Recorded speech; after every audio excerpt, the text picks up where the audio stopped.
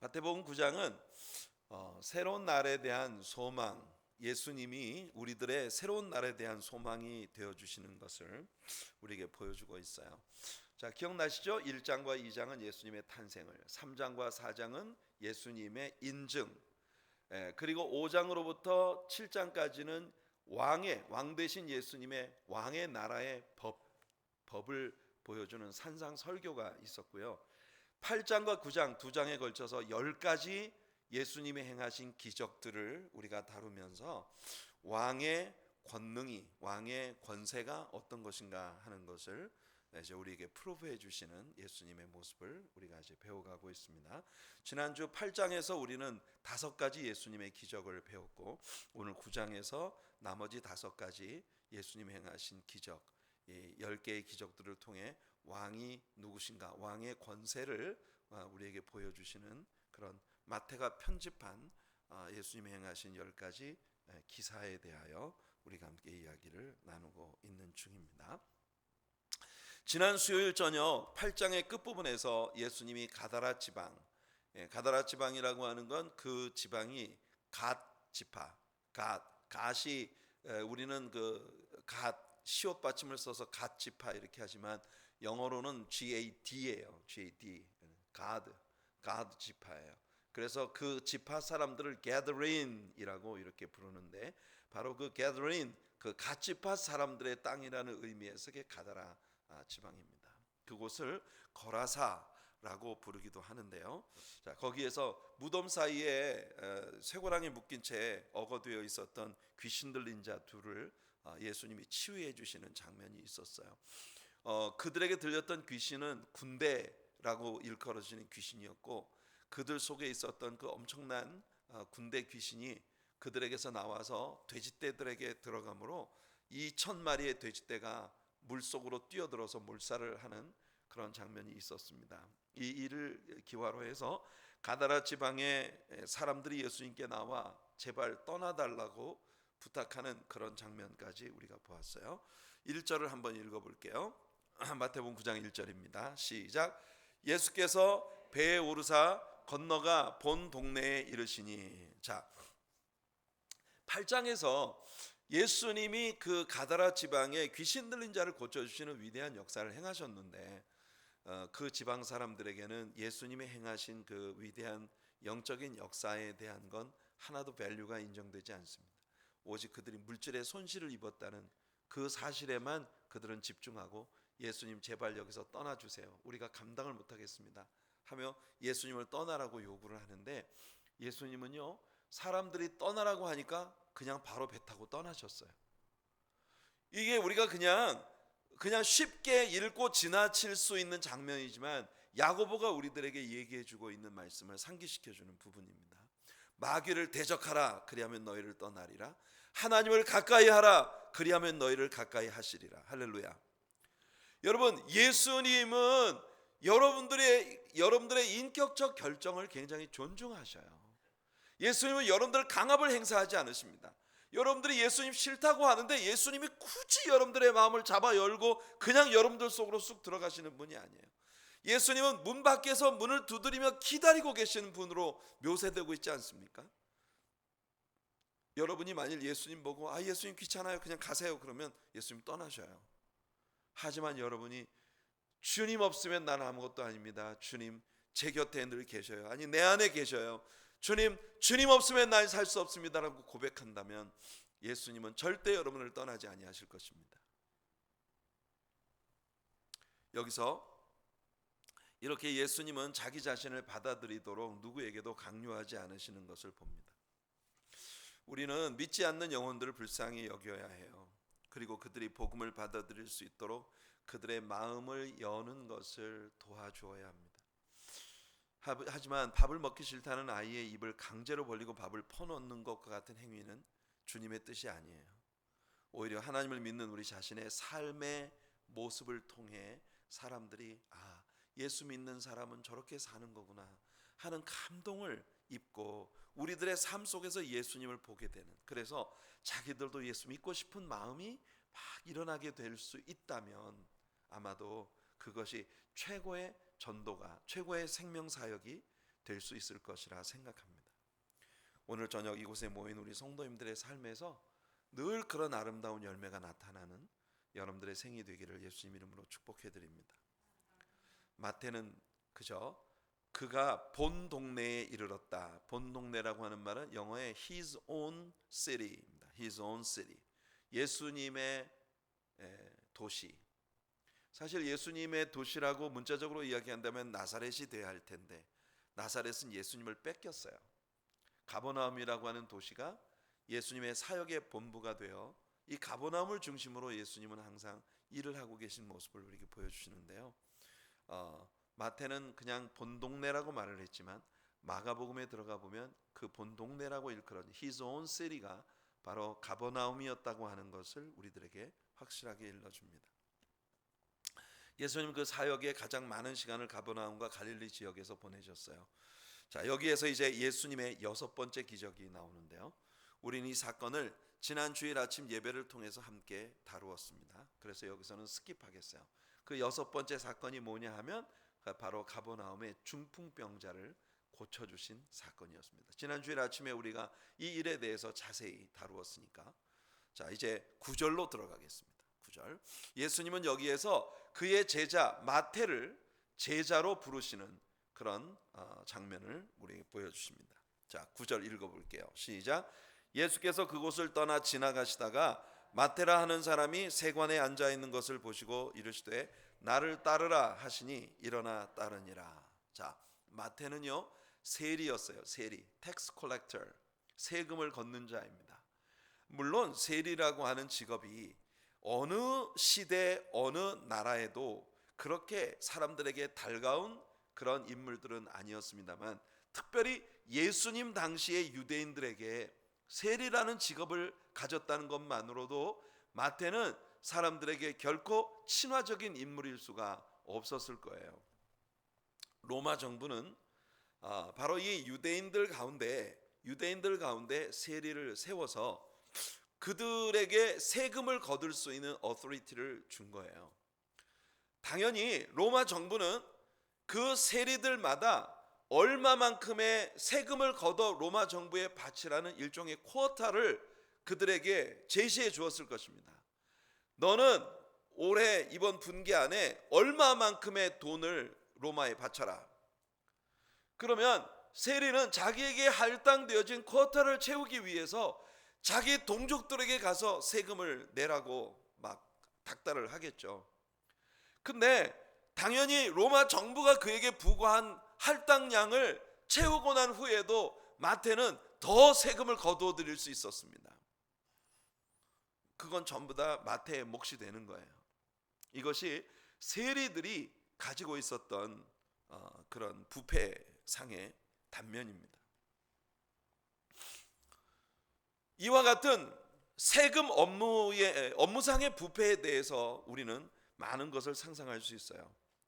특히 이 가버나움이라고 하는 도시는 고대 다마스커스로부터 애굽으로 내려가는 교역로에 위치하고 있었던 요충지였습니다.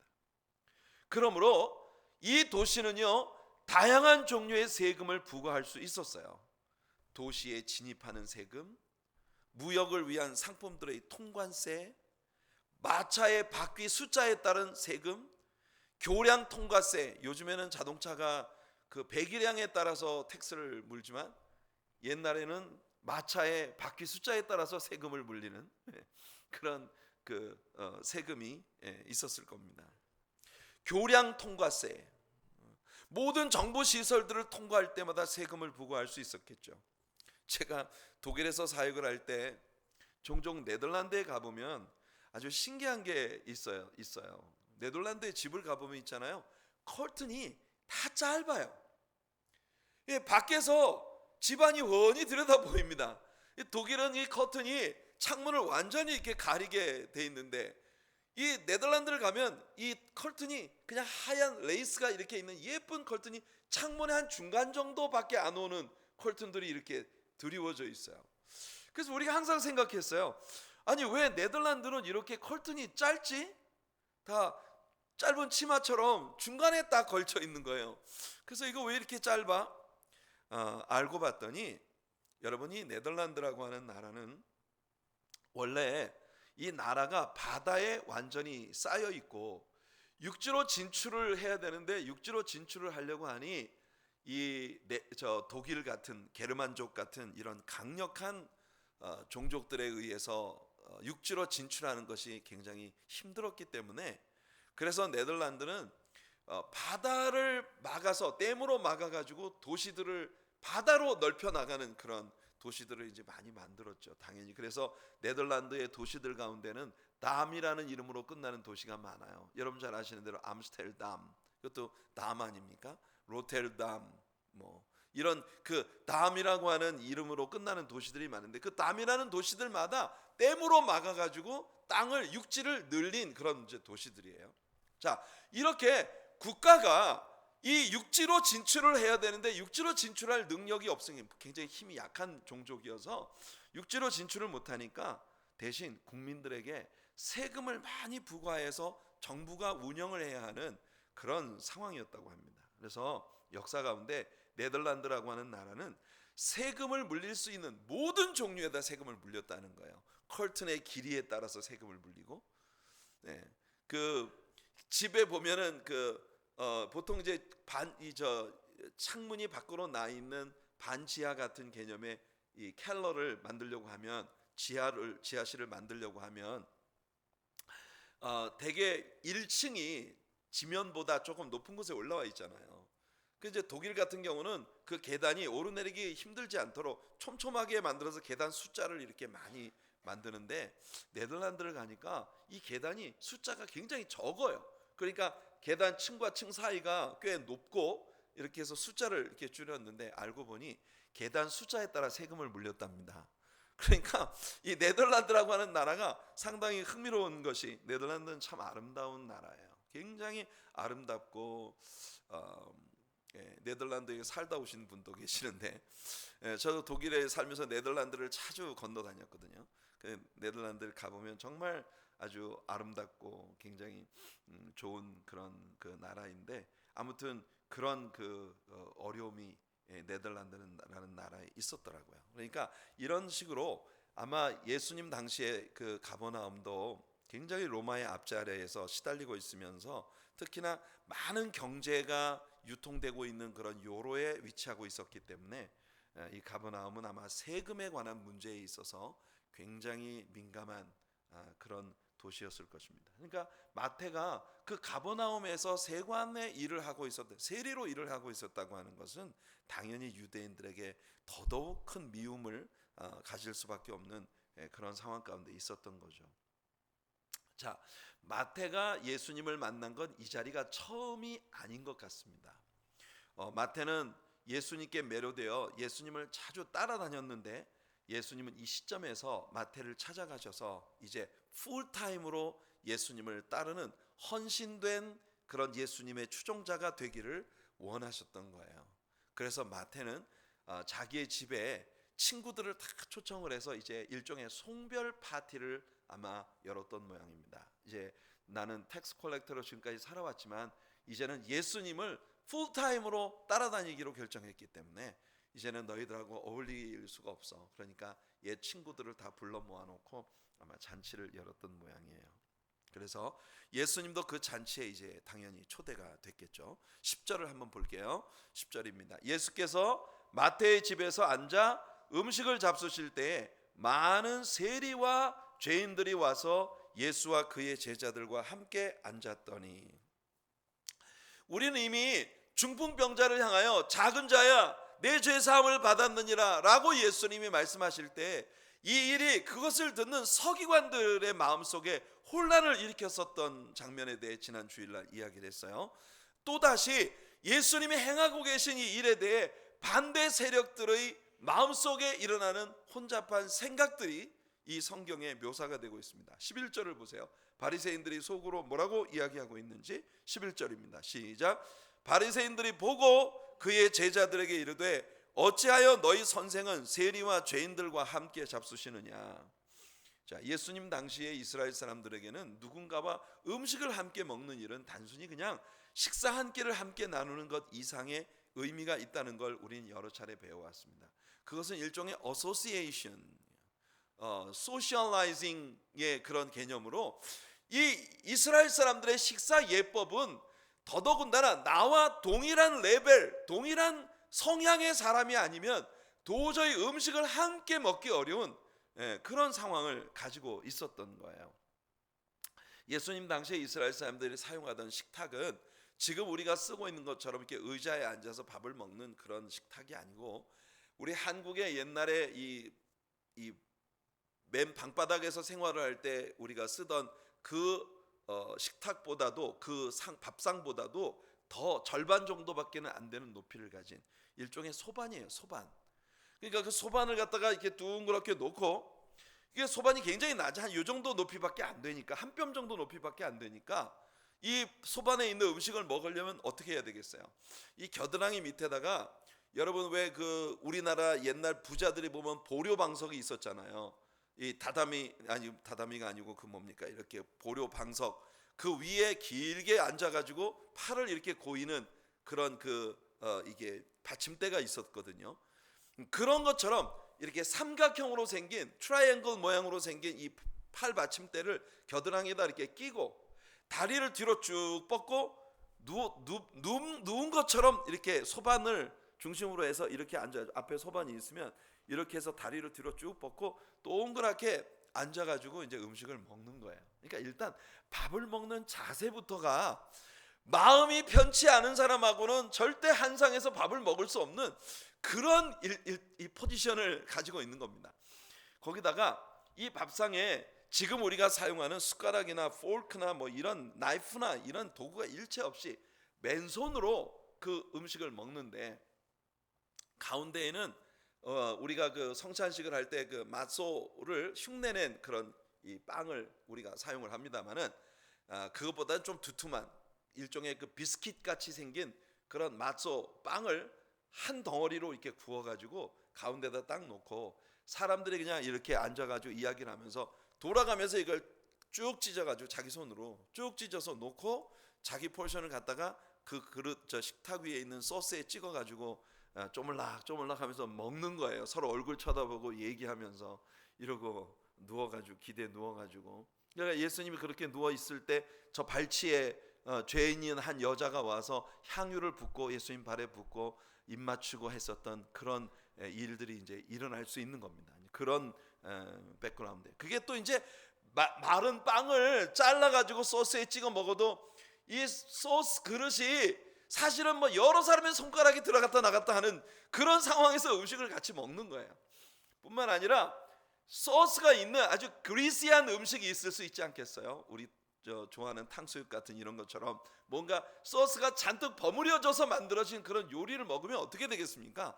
이 손으로 그걸 그냥 만지면 쭉쭉 막 쭈걱쭈걱 하는 소리가 막 나고 해가지고 이 입에다가 그걸 집어넣고는 그리시한 그 손을 옆에 있는 빵 조각을 잘라가지고 그걸 닦아가지고 상 밑에 버리면 개들이 와서 그걸 먹는 거예요. 그러니까 여러분, 이 사람들이 먹는 식사의 예법이 절대로 이 사람은 나와 레벨이 같은, 나와 동질감을 가진 사람이야 라고 하는 것이 증명되지 않으면 절대 함께 누군가와 음식을 먹기 어려운 그런 환경이었던 거예요. 그러니까 바리새인들은 이런 부분이 굉장히 민감했던 겁니다.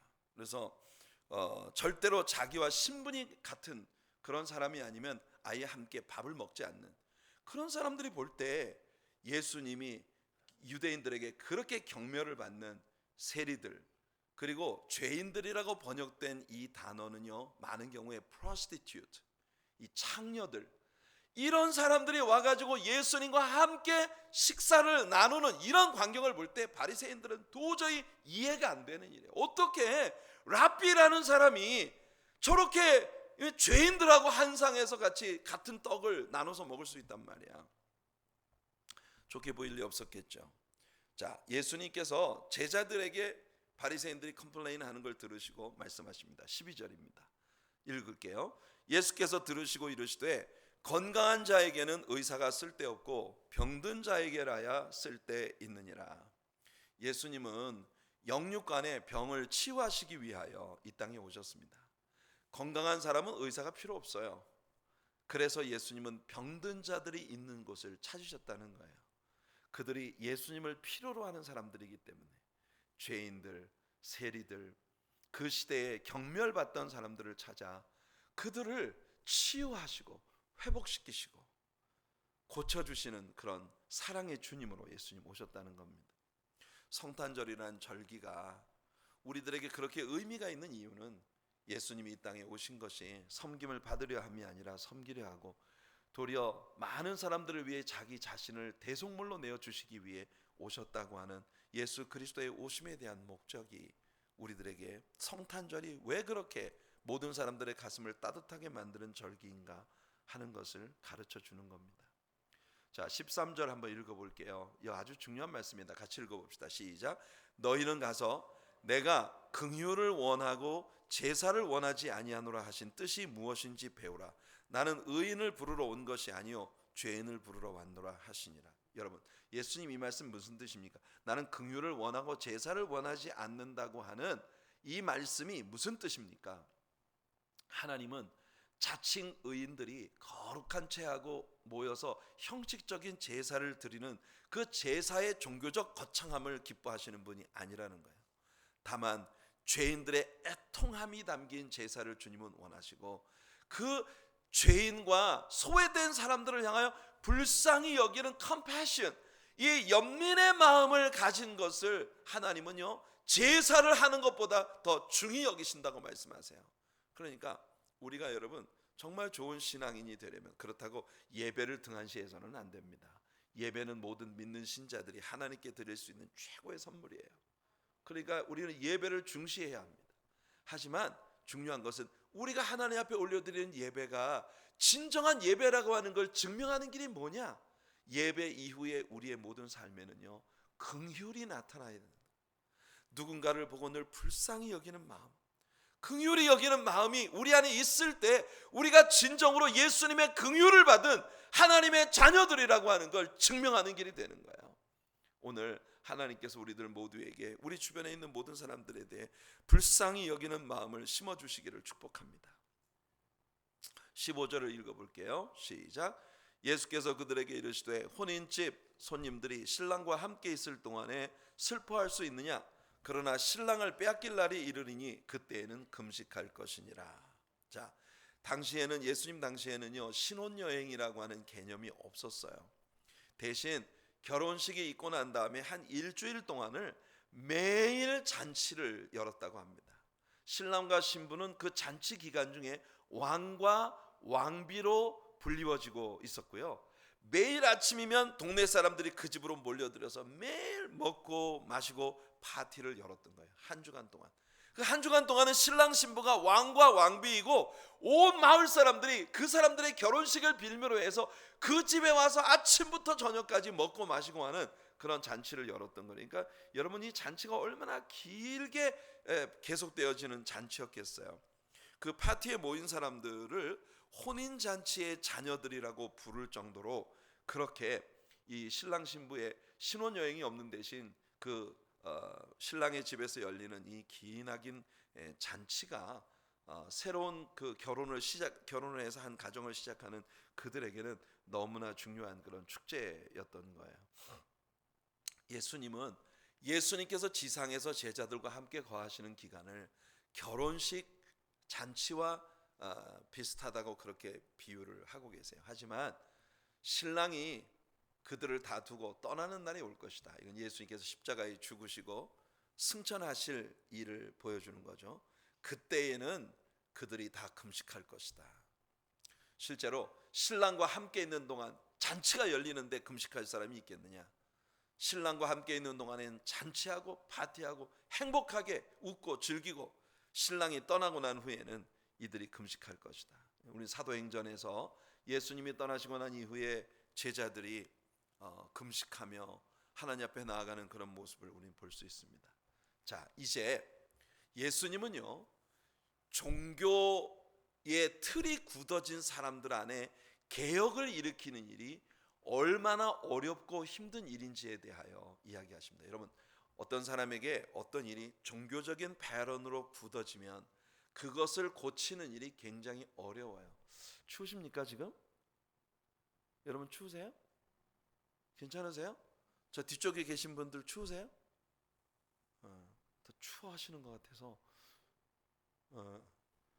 그 혹시 지난 수요일 날은 저 뒤쪽에 그 서모스타트가 완전 그 저 에어컨으로 되어 있어가지고 뒷부분이 아주 굉장히 추웠어요. 그래서 한번 만일 추우시면 한번 좀 점검을. 자, 그래서 여러분들 신앙생활이라는 게 말이에요. 잘못된 채로 종교적 패턴으로 굳어지면 이건 정말 큰 병입니다, 여러분. 정말 큰 병이에요. 예수님이 아주 중요한 말씀을 하시는데 16절 한번 읽어볼게요. 16절 시작. 생배 조각을 낡은 옷에 붙이는 자가 없나니 이는 기운 것이 그 옷을 당기어 헤어짐이 더하게 되며, 당시에는 오늘날처럼 합성 섬유 같은 것들이 전혀 개발되어 있지 않았기 때문에 사람들은 스스로 배를 짜서 옷을 해 입었어요. 시줄과 날줄을 서로 이렇게 자서 천을 만들고 그 천으로, 배로 만들어진 그 천으로 옷을 만들어 입었던 것입니다. 이 배라고 하는 것이 성격상, 리넨이라고 하는 게 성격상 세탁을 하면 할수록 굉장히 줄어들게 되는 거예요. 그래서 옷을 오래 입고 빨래를 많이 했으면 당연히 이 옷이 줄어들게 됩니다. 근데 오래 입은 옷이 구멍이 났을 때 만일 새 생배 조각을 패칭을 하게 되면 무슨 문제가 생깁니까? 새 생배 조각은 아직 새 거기 때문에 굉장히 많이 줄어들어요. 근데 이 헌옷은 이미 세탁을 여러 번 했기 때문에 굉장히 줄어들 대로 이미 줄어들어져 있는 낡은 천 조각이 된 거예요. 그 낡고 힘없는 배 조각에 새 생배를 갖다가 딱 패칭을 해 놓으면 빨래를 하면 어떻게 되겠습니까? 이 새 조각이 아주 급격히 줄어들기 때문에 힘이 없는 이 헌 생배 조각은 여기저기가 그냥 찢어지는 거예요. 쭉쭉 이게 잡아 당기니까. 그렇게 되면 괜히 새 생배 조각만 버리게 되고 옷도 버리게 되고 하게 된다는 거죠. 또 예수님이 다른 비유를 하나 더 말씀하세요. 17절을 보세요. 시작. 새 포도주를 낡은 가죽 부대에 넣지 아니하나니 그렇게 하면 부대가 터져 포도주도 쏟아지고 부대도 버리게 됩니다. 새 포도주는 새 부대에 넣어야 둘이 다 보존되느니라. 여러분 이 말 참 사람들이 많이 해요, 그죠? 새 포도주는 새 부대에 담아야 된다. 그 무슨 뜻이냐 하면은, 여러분 옛날에는 지금처럼 항아리나 이런 그릇 속에 뭘 보관하지 않고 가죽으로 만들어진 부대, 가죽 부대에다가 이제 물 같은 것을 넣어서 보관을 하는데, 포도주를 가죽 부대에 넣으면 어떻게 되겠습니까? 가죽 부대가 포도주를 넣으면 이게 이제 늘어날 대로 늘어나고, 왜냐하면 안에서 발효가 되기 때문에 포도주가 발효가 되니까. 근데 포도주라는 게 오래 묵을수록 좋은 거잖아요, 그렇죠? 오랫동안 묵으면 이게 이제 발효될 대로 다 발효가 되면 가스가 나오지 않습니까? 그 가스가 나오면 이 가죽 부대가 아니야 탱탱하게 부풀고 이게 늘어날 대로 늘어나가지고 나중에는 이 가죽 부대가 아주 딱딱하게 그렇게 굳어지는 거예요. 유연성이 없이 딱딱하게 굳어지는 거예요. 그런데 거기에 여러분 신축성이 전혀 없는 아주 낡아버린 그 가죽 부대에다 만일 새 포도주를 집어넣으면 어떻게 돼요? 이 새 포도주는 또 더 굉장히 강력하게 발효 현상을 일으키게 되니까, 그러면 이 딱딱하게 굳어버린 가죽 부대가 터져 나가 버리는 거예요. 안에 가스가 꽉 들어차게 되니까. 플렉시빌리티가 전혀 없는.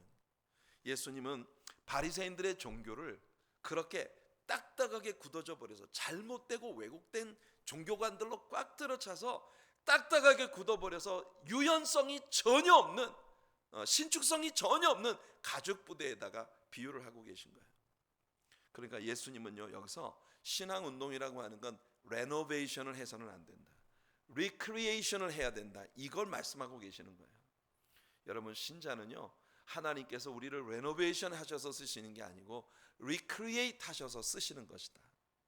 여러분 이 두 가지 케이스, 생배 조각에 관한 이야기나 가죽 부대에 관한 이야기나 둘 다가 모두 유연성에 관한 문제예요.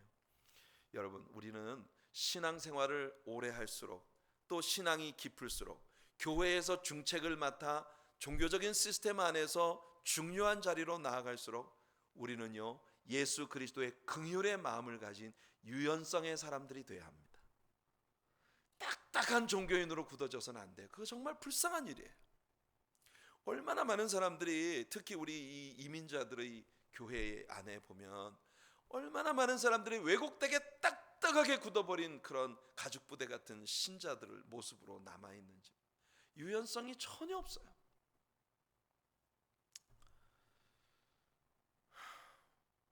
주님은 우리들 안에서 늘 새 일을 행하기를 원하십니다. 믿습니까? 하나님께서 우리들을 사용하셔서 이전에 한 번도 나타난 적이 없는 새로운 일들을 이루실 수 있도록 유연하게 하나님 앞에 쓰임받는 우리들이 될 수 있기를 바랍니다. 이사야 48장 6절로 7절을 보시면 이렇게 말하고 있어요. 내가 들었으니 모든 것을 보라. 너희가 선전하지 아니하겠느냐?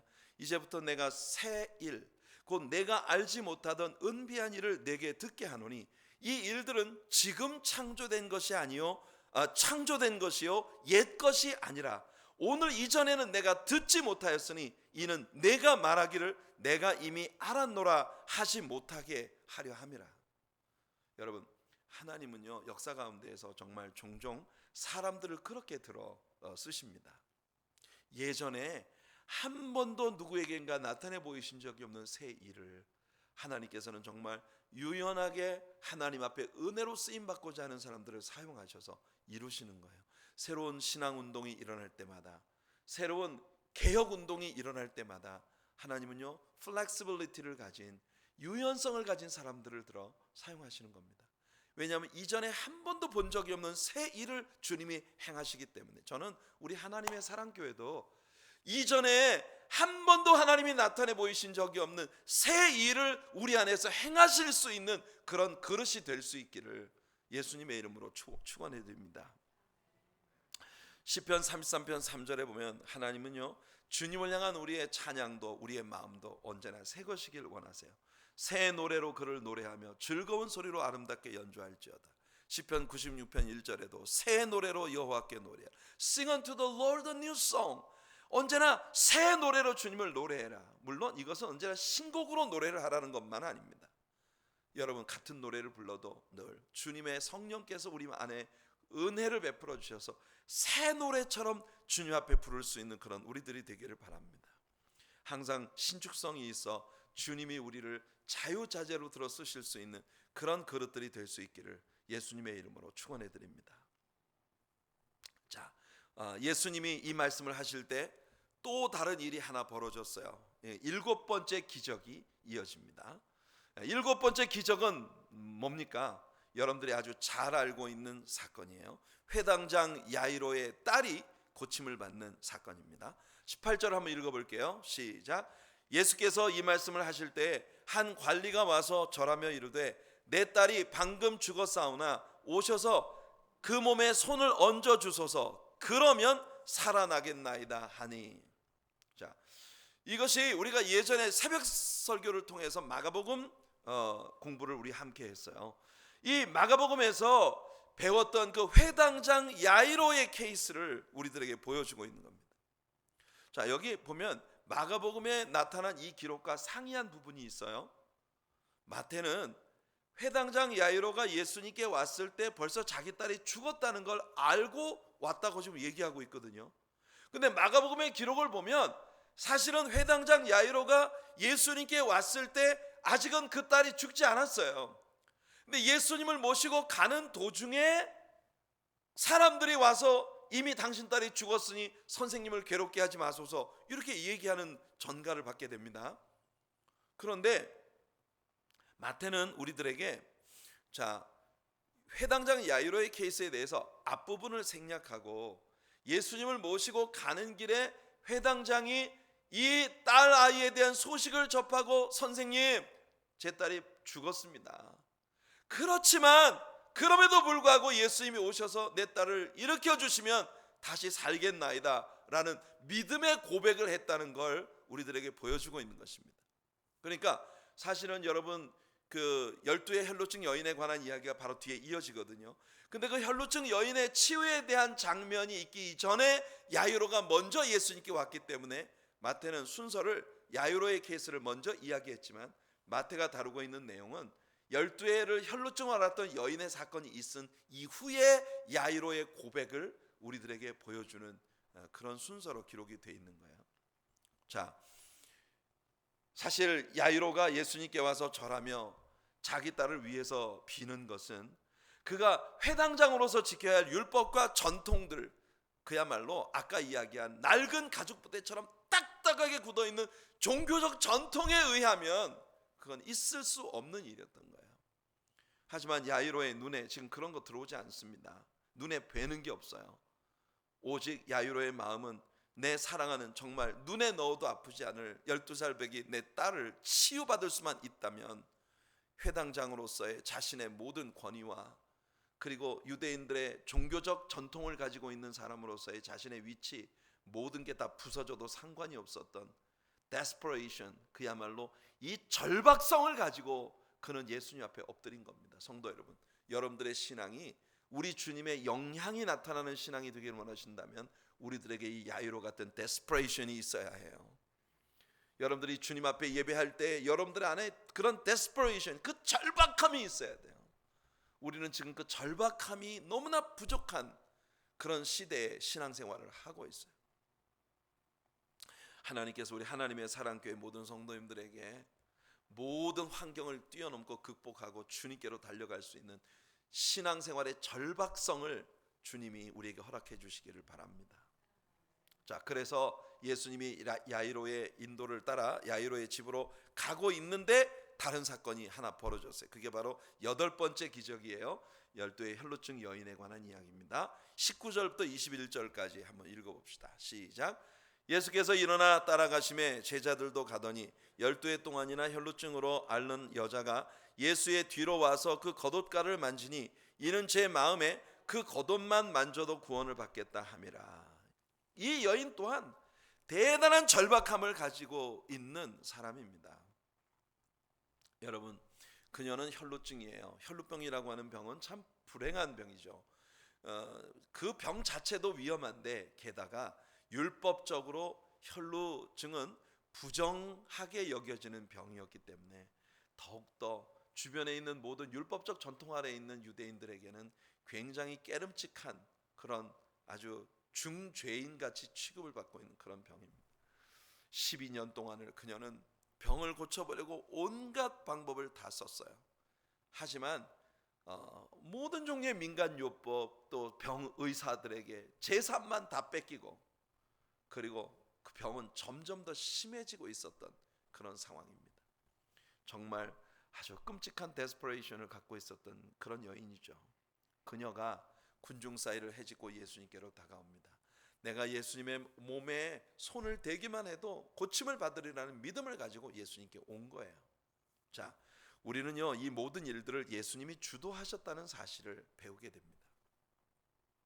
이 12회를 혈루증을 앓았던 여자가 사람들 사이를 헤치고 들어와 예수님의 옷자락에 손을 냈을 때 성경은 우리에게 말하기를 예수님이 당신에게서 능력이 나간 것을 아셨다 이렇게 말하고 있습니다. 참 기막힌 일이에요. 여러분, 12회를 혈루증으로 앓았던 여자가 무슨 힘이 있어서 그 서로 밀고 밀치는 군중을 헤치고 예수님께로 왔겠어요? 절박함 때문입니다.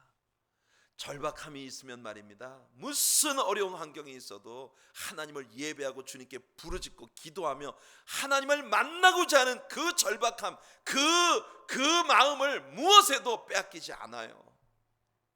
신앙이 자꾸 타협을 하게 되는 이유는 우리들에게 그런 데스퍼레이션이 없기 때문입니다. 오늘 하나님께서 우리들에게 그런 데스퍼레이션을 심어주시는 이 저녁이 되기를 예수님 이름으로 축복해드립니다.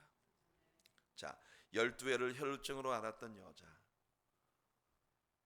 야이로가 자기 딸이 죽었다는 소식을 듣고도 마태는 지금 그걸 강조하고 있는 겁니다. 예수님 오셔서 만져주시면 제 딸이 살겠습니다. 이 야이로의 마음에 이 믿음을 품게 된 것이 바로 이 12라고 하는 이 숫자가 아니었을까.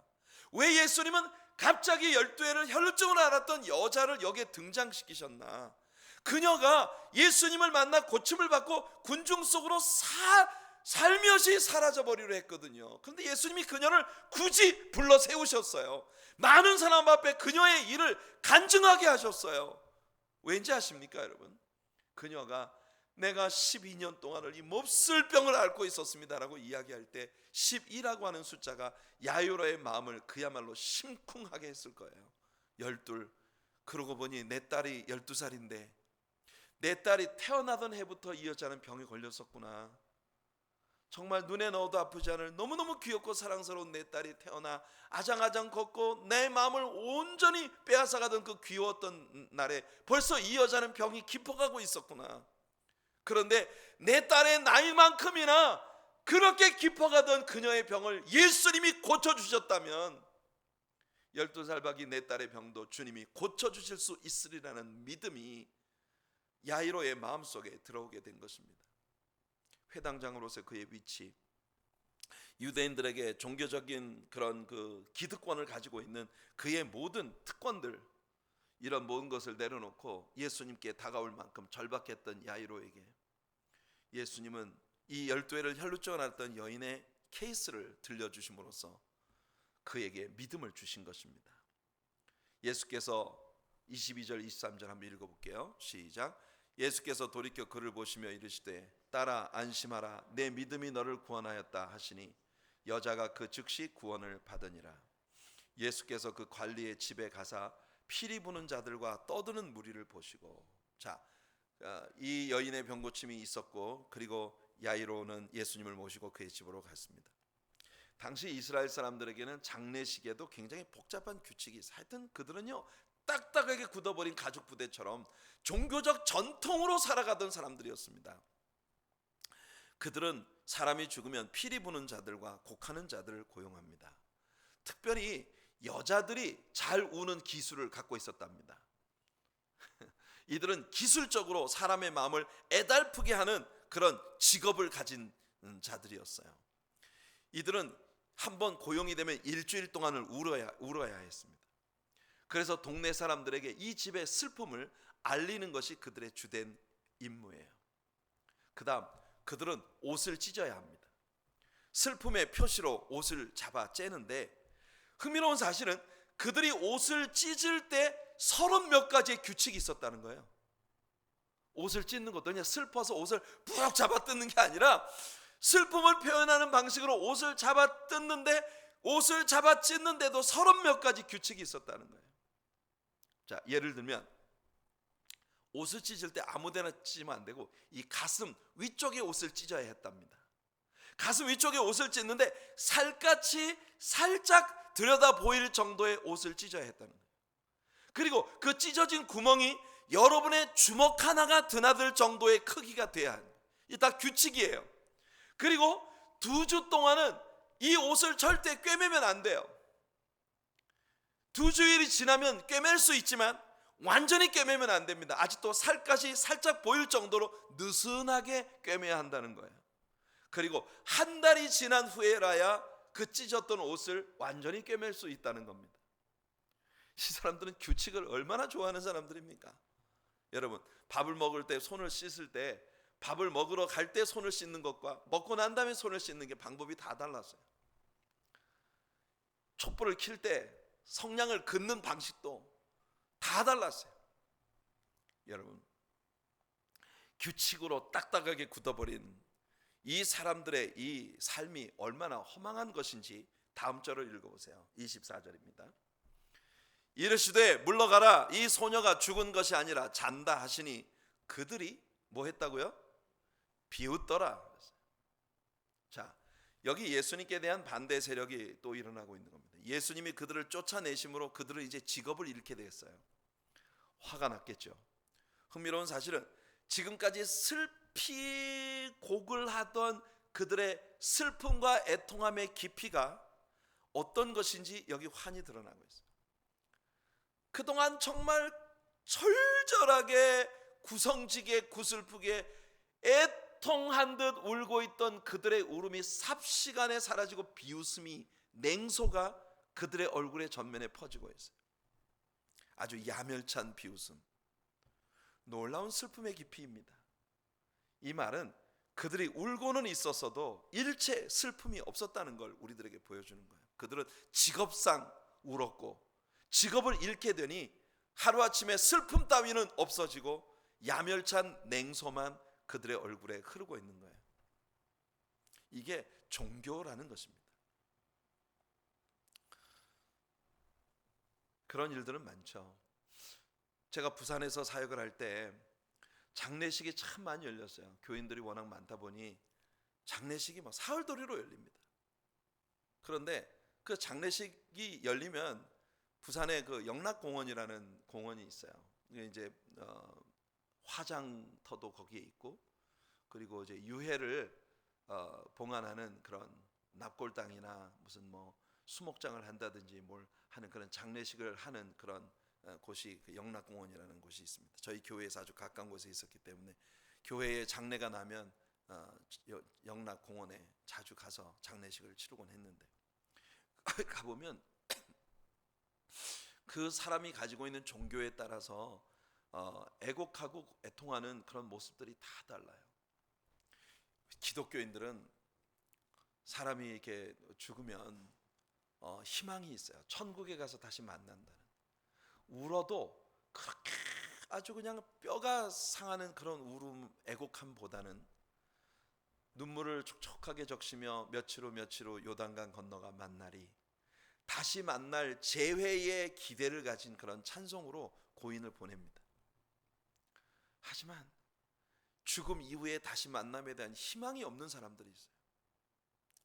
이런 사람들은 막 정말 오열을 합니다. 땅바닥에 앉아가지고 막 두 다리를 뻗고 막 뛰면서 정말 애통함이 있고 고통이 있고 너무 슬퍼요. 너무 불쌍해요. 그렇게 곡을 해요. 근데 장례식 풍경을 보면 그렇게 막 곡을 하는 이제 사람들이 있잖아요. 그러니까 누가 어떤 이제 조문하는 문상객이 와가지고 문상객이 이제 이렇게 조문을 할 때 갑자기 막 어이 어이 하면서 울어요. 그 곡을 하면서 울다가 그 조문객이 딱 돌아가면 옆에 있는 애한테 얘기합니다. 야, 삼촌 그 부조 얼마나 했나 봐라. 금방 전까지 막 가슴이 끓는 것 같아 막 어이 어이 하면서 울고 있다가 삼촌이 딱 나가면 야, 그 부조 얼마나 했나. 아유 더럽고 치사해라 진짜. 막 이러고 또 다른 사람이 들어오면 또 어이 어이 울어요. 여러분, 형식으로 굳어진 종교라는 것이 이런 거예요. 얼마나 거창한 예식을 가지고 있는데 중요한 건 하나님께 마음을 쏟는 일은 없는, 여러분 종교라는 게 그렇게 무섭습니다. 예수님은 새 포도주는 새 부대에 담아야 한다는 것이 유대인들에게 그렇게 종교적 전통으로 굳어가고 있었던 모든 것들을 파헤치고 새 것을 그들에게 심어주려 하시는 거죠. 자, 이날은 예수님께 정말 롱데이였습니다. 또 다른 사건이 벌어지는데요. 이번엔 9번째 기적입니다. 27절부터 30절까지 한번 읽어볼게요. 시작. 예수께서 거기에서 떠나가실새 두 맹인이 따라오며 소리질러 이르되 다윗의 자손이여 우리를 불쌍히 여기소서 하더니 예수께서 집에 들어가심에 맹인들이 그에게 나오거늘 예수께서 이르시되 내가 능히 이 일 할 줄을 믿느냐 대답하되 주여 그러하오이다 하니 이에 예수께서 그들의 눈을 만지시며 이르시되 너희 믿음대로 되라 하시니 그 눈들이 밝아진지라. 예수께서 엄히 경고하시되 삼가 아무에게도 알리지 말라 하셨으나 예수님은요 이 치료가 그들의 믿음에 따른 것임을 분명히 하셨어요. 그리고는 그들에게 삼가 아무에게도 알게 하지 말라고 하십니다. 예수님은 아직 당신이 십자가에 못 박히실 때가 이르기 전에 지나치게 빨리 예수님이 사람들 앞에 나타나는 것을 원치 않으셨어요. 철저히 예수님은 하나님의 시간표에 따라 움직이신 분이십니다. 하지만 예수님의 말씀에도 불구하고 그들은 온 동네방네 소문을 내요. 그럼요, 그럴 수밖에 없지 않겠습니까? 어떻게 이걸 숨길 수 있겠어요? 가난과 무지와 사랑에 빠진 것은 절대로 숨길 수 없다 하지 않습니까? 주님을 향한 사랑이 마음 안에 벅차오르는, 고침받고 주님의 만지심 받고 새롭게 되어진 이들의 이 감격과 기쁨을 어떻게 감출 수가 있겠어요? 여러분들 모두의 마음 안에 누구에도 감출 수 없는 주님과 사랑에 빠진 여러분들의 삶의 스릴이 여러분들에게 넘치게 되기를 축복합니다. 31절 그들이 나가서 예수의 소문을 온 땅에 퍼뜨리니라. 자, 이제 마지막 10번째 사건입니다. 벙어리 귀신 들린 사람의 치유의 장면이에요. 자, 32절 33절 읽어보겠습니다. 시작.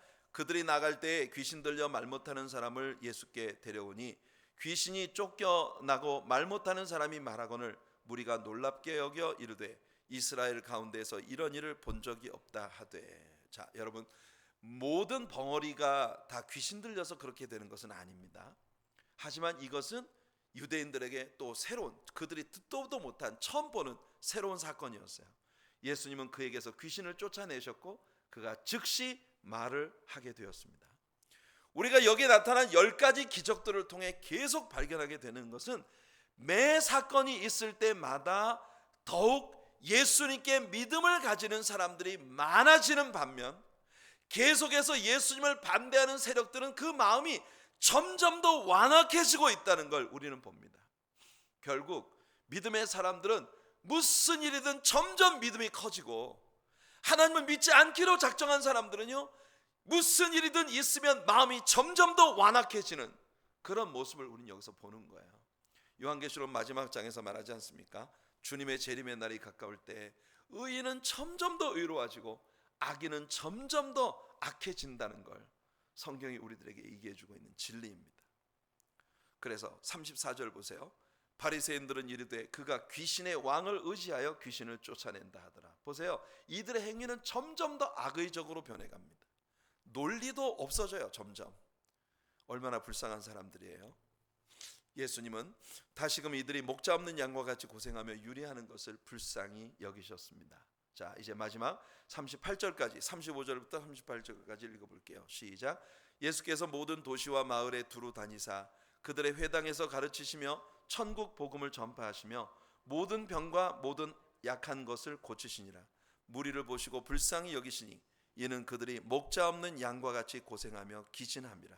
이에 제자들에게 이르시되 추수할 것은 많되 일꾼이 적으니 그러므로 추수하는 주인에게 청하여 추수할 일꾼들을 보내주소서 하라 하시니라. 자, 이 마지막 말씀은 오늘을 사는 크리스천들로서의 우리 신자들을 향한 권고입니다. 지금은 여러분 추수 때입니다. 우리가 눈을 들어 주님의 눈으로 세상을 바라보면 희어져 추수하게 되어진 알곡들이 도처에 물결치는 걸 우리는 보게 됩니다. 우리는 더 많은 추수할 일꾼들을 하나님께서 세워주시도록 기도해야겠습니다. 그들을 위해서, 그 추수할 일꾼들을 위해서 서포트하는 우리들이 되기를 바랍니다. 그리고 우리 자신도 더 좋은 추수꾼이 되기 위하여 하나님의 성령의 능력을 힘입고 주님 앞에 서는 우리들 모두가 되기를 간절히 원합니다. 유연성이 전혀 없는 딱딱한 종교인으로 굳어지지 않도록 언제나 하나님의 성령께서 우리를 잘게 부수고 깨뜨리고 씻어주시고 녹여주셔서 우리 하나님이 기뻐하시는 모든 일을 위해 얼마든지 우리를 들어 쓰실 수 있는 아름다운 주의 자녀들이 되기를 우리 주님 앞에 기도하며 함께 나아갑시다.